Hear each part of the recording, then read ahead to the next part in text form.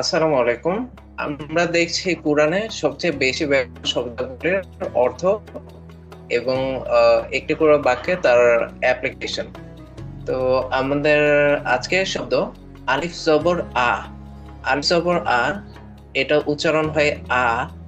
বাংলায় এর অর্থ হচ্ছে কি, ইংরেজিতে এর অর্থ হচ্ছে হোয়াট।